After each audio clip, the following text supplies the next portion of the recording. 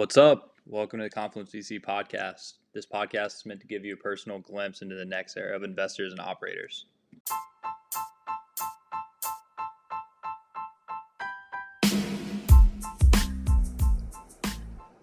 This week we had on Michael Quigley at SpinCar. SpinCar is an automated merchandising platform for automotive dealers, wholesalers, and OEMs. The company's grown to millions in recurring revenue, and Michael acts as the president while also serving as a managing partner at StartFast. In this talk, we cover investing with an operator mindset, partnerships and commitment in a world of abundance, and what trend and venture is currently most exciting to Michael.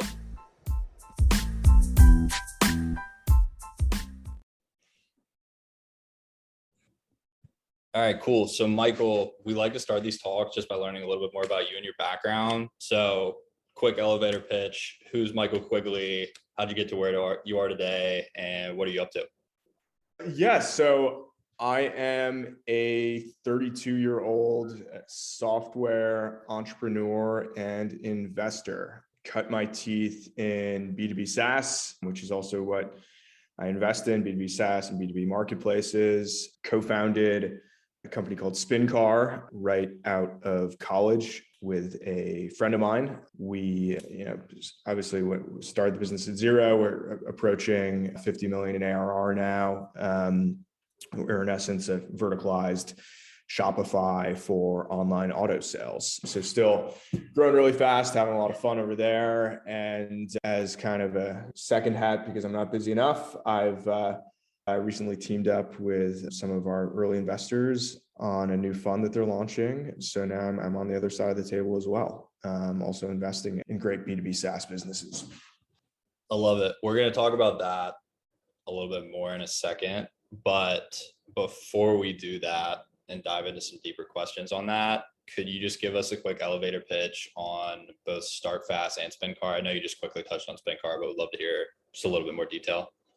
Yeah. So let me start with StartFast then. So we are a seed pre-A fund, again, focused on B2B SaaS and B2B marketplaces where, we're in the business to add the most value. There's 3 partners, all experienced B2B SaaS entrepreneurs in the fold, and we're geo-focused is kind of our differentiator. Despite being based here in Manhattan today, a lot of my story in scaling SpinCar took place in upstate New York, which is obviously not like a major venture hub, and are really focused on investing in these, secondary and tertiary metro areas that face kind of unique challenges in scaling up B2B SaaS companies. Our experiences equip us pretty uniquely to help entrepreneurs do just this.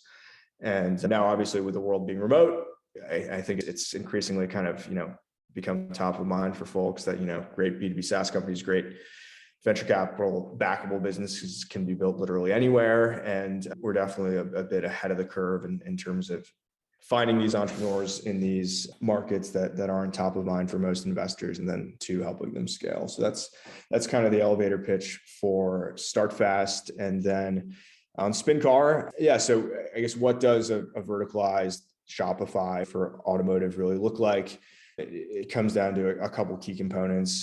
So world-class merchandising. So we help OEMs, car dealerships, car wholesalers capture inventory photos of their vehicles using a 360 camera, merchandise vehicle features and options with, clickable hotspots and multimedia content that we automatically overlay, in addition to helping them merchandise finance and insurance products. In addition to kind of that merchandising suite, we also have a series of communication tools that help guide the consumer through the online sale process. If you look to the broader retail landscape, you obviously have, Amazon as the behemoth within automotive. Carvana is kind of that analog, and much in the way that Shopify is democratizing the Amazon, tech stack and allowing mom and pop retailers to compete. We view ourselves as on the same mission within the auto sector, allowing, the long tail of 50,000 some odd dealerships that domestically here in the US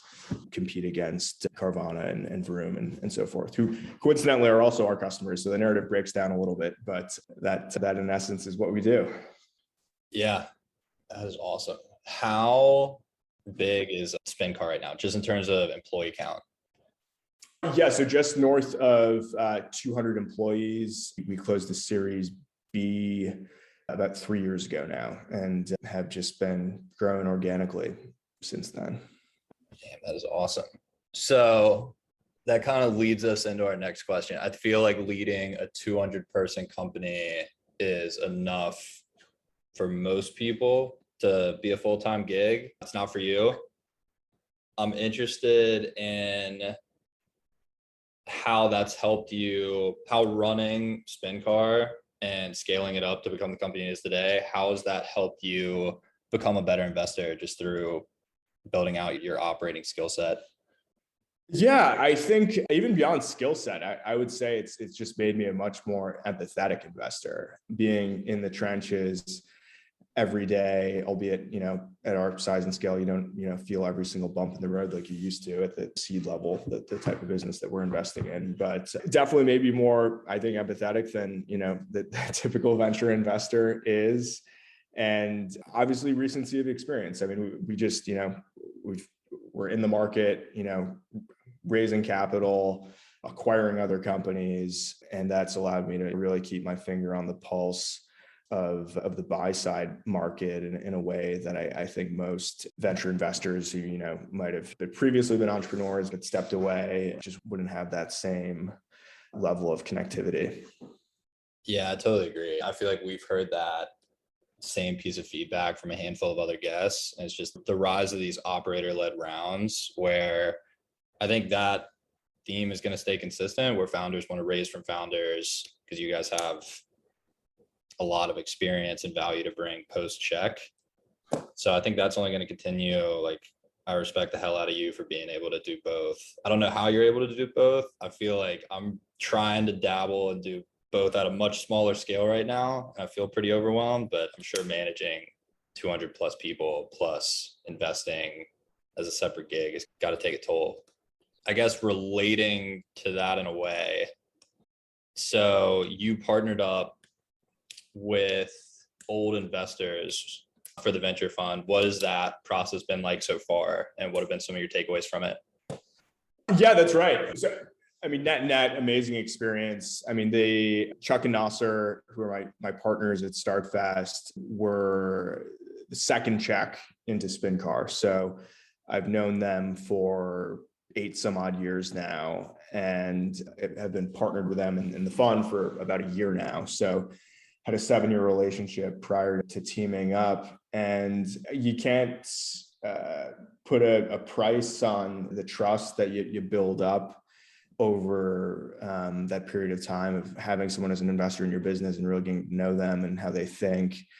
And case in point, I mean, my co-founder, it was funny, we just had his birthday and I was flipping through old photos, and we met in the 7th grade. So we've known each other for 20 some odd years now and have been partners for 9. And I think you just can't underestimate just like the length of relationship that you've had with someone in being able to handicap the success of a partnership. And I've built up a tremendous amount of trust and just know how, my partners' minds work and what their strengths are.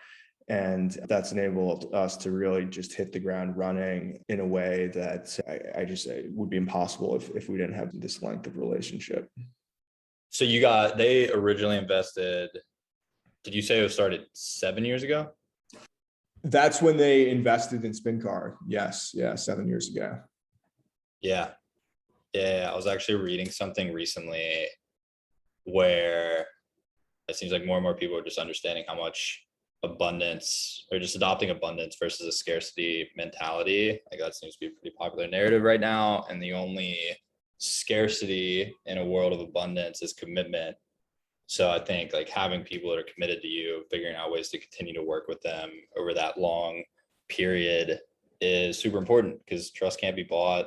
I'm sure you have a great working relationship with them. I think everybody realizes just how tough it is to find committed partners now. So kudos to you guys. No, we're lucky. And that's an interesting framing. I hadn't heard that before, but I like it. Yeah. So you got a couple other questions here. I guess first one is like putting your investor hat on. What trend within venture is most exciting to you right now? Yeah, I would say I mean, shameless plug here, but like the idea of, the rise of the rest, the rise of these secondary venture markets is one that we've obviously been really bought into, since the fund was created years ago. But that trend's accelerated tremendously with the pandemic and remote work and people leaving tier one metros and talent just getting reallocated across the country. I think this is the year where, you increasingly see unicorns get minted in places you wouldn't expect. I think there's going to be a lot of cities that see their first unicorns get created in 2022, which is exciting for us. It validates our whole model. What three cities are most exciting to you or you're most bullish on? So I guess as an upstate New Yorker, very bullish on Buffalo. And beyond that, it's honestly everywhere. I couldn't pick three. We're just seeing so much activity. Every Zoom I'm on is with a founder in a different town. It's thrilling and just really heartening. Yeah, I totally agree. Before doing what I'm doing now, we were talking on this before we hopped on the call, but the first fund I was at was really just focused on finding overlooked founders in different markets as well. That was based in Charlotte, North Carolina, which is not necessarily a venture hub by any means. Yeah, we're an investor in a company in Charlotte, so love Charlotte. Wait, who'd you invest in? So we are in Automation Intellect. Okay, I don't think I've connected with those guys, but I'll research them right after this. But yeah, I mean, when I was still in that role, I feel like we were seeing the same thing. It was before COVID hit, so the theme of it wasn't nearly as popular as it is now. But I mean, we're seeing so many smart people come out of Nashville, Charlotte, Raleigh, Triangle area, Atlanta, like Miami, even though that's really popular right now. Yeah, I totally agree. I think the trend of people leaving these overpopulated cities and just like figuring out that their work-life balance and just overall health can improve anywhere. They could build a business anywhere. That's the benefit of building internet-based businesses. I think it's only going to accelerate, and you're going to continue to have pick of the litter in some of these cities that have been overlooked for as long as startup funding has been around, which I think is super exciting.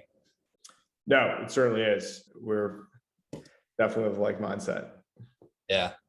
Do you guys do a lot of conferences or like in-person events, or is it mostly all, in terms of sourcing, is it mostly all just through Zoom and phone calls? Yeah, these days, mostly Zoom and phone calls, which is a bit of a bummer. Love getting out on the road, but yeah, have been pretty focused on virtual.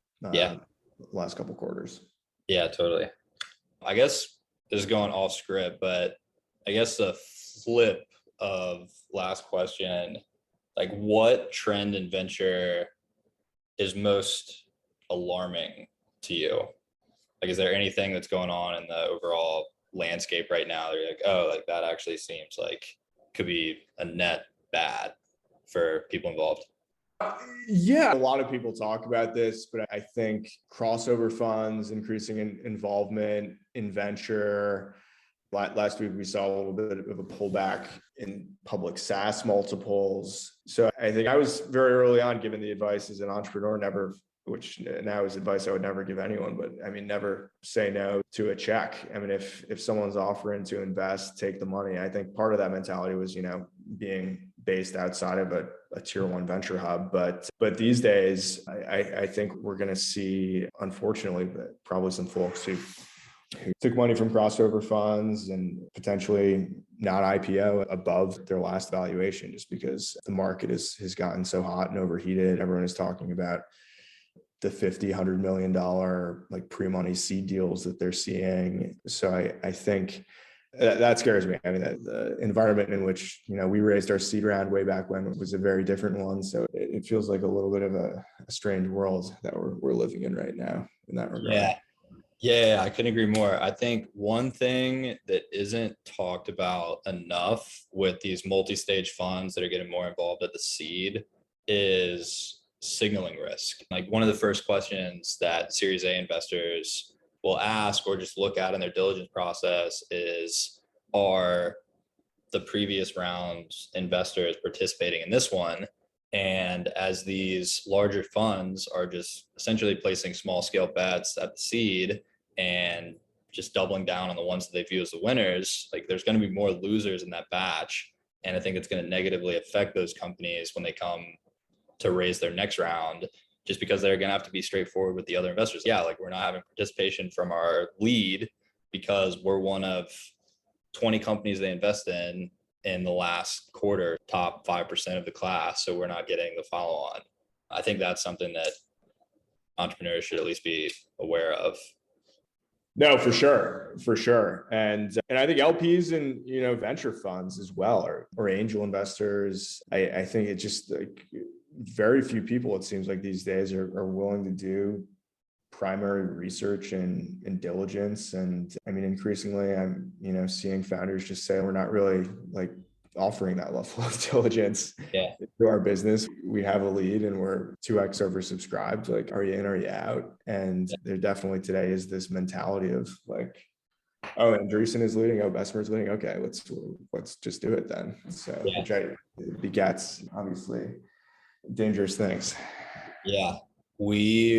So at Confluence, we run a small syndicate just through AngelList, and we've seen that from the syndicate side since we've started. It seems like the two things that matter in order to get allocation and hit your commitments for the syndicate game is number of LPs backing you and just getting into quality deals or perceived quality deals where there's like a tier 1 VC involved, because those are like the co-investor and sector are the only things that show up when you're filtering through these deals. And LPs, what we found, primarily don't want to do their own diligence. They don't have time to just filter through a bunch of memos. They just want to see who else has participated and essentially default to that person's judgment, which for those types of people, like, sure, I would probably do the same thing.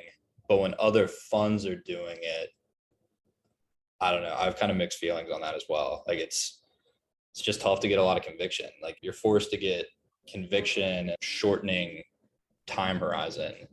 So yeah, I don't know. No, I mean, this is the job. If you love investing and doing diligence and getting under the hood of an entrepreneur's business and helping them tune it up, I think the fast follow that someone who's interested in raising cash for their fund and spitting off management fees. So it's a different mentality. Yeah, it's just so much different than how we were trained.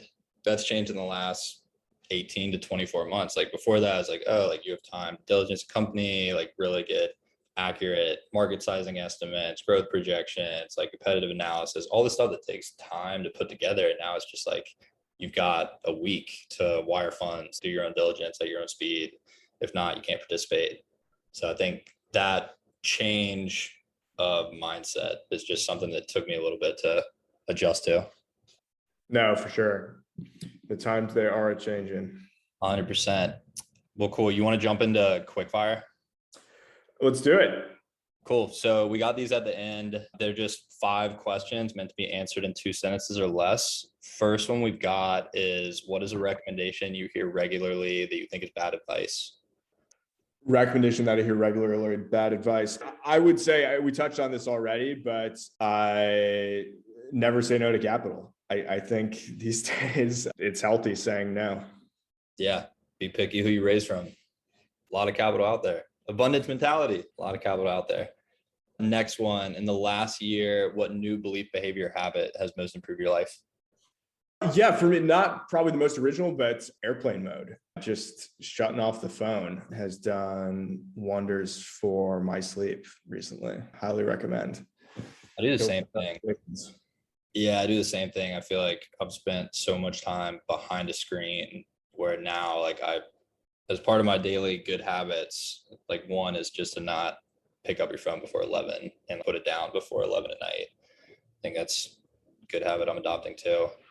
Next one, aside from having to say no all the time, what's the worst part about venture? Yeah, worst part about venture, I would say I'm an operator. I love operating. The worst part is that occasional instance where you feel like you see the solve and you can't roll up your sleeves and just get it done yourself. You've got to coach through it. That's what I'd say. Yeah, totally agree. Best piece of advice for junior VCs or those aspiring to break into venture? Ooh, I would say start a company and then leverage that to break into venture. I think that's honestly an easier path.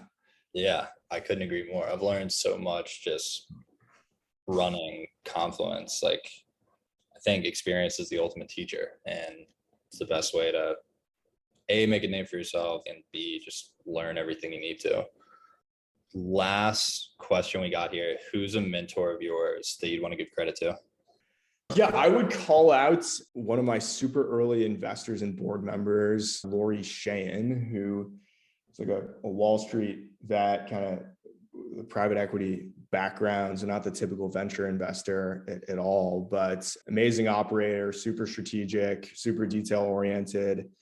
And yet she gave me this piece of advice, despite being, this like really tough kind of Wall Street, like dyed in the wool person, and around just enjoying the journey, frankly. So I'd call her out. Everyone's so focused on next quarter, and people are quick to forget savoring the experience. And that's something I increasingly find myself trying to do as you approach the decade mark. Love it. Love it. Well, cool, man. That wraps up all the questions I had. Do you have any last minute questions for me or anything I can help answer? No, this was fun, Clay. Glad we were able to set this up. Well, cool, man. I will let you get back to it. Nice. Will do, Clay. I'll talk to you soon. Have a good one. Awesome. Thanks, man. You too.